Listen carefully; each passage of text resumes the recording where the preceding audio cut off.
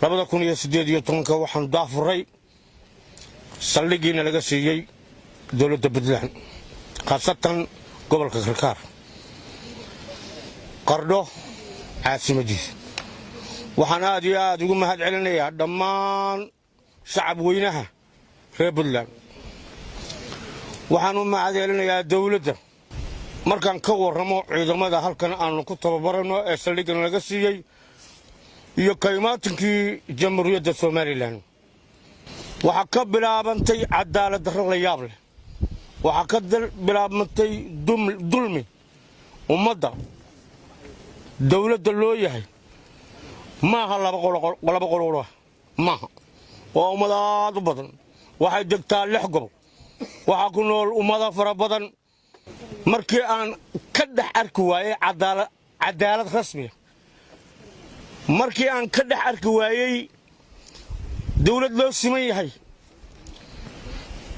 markii aan ka dhex arki waayay horumar ballaaran oo ummaddu u siman tahay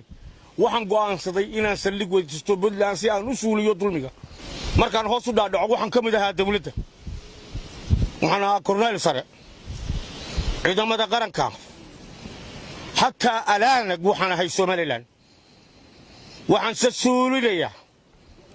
waxaan suulinayaa sida rasmiga markaan idin sheego cadaalad darrada iyo dulmiga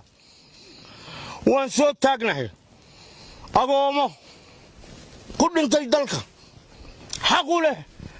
xuquuq u leh waxaan arkay laban agoon oo iska soo horjeedo midna xuquuqda qaadanayo midna aanu qaadan halkaas ka arkaan cadaalad darrada ka jirta markaad eegto madaxweynaha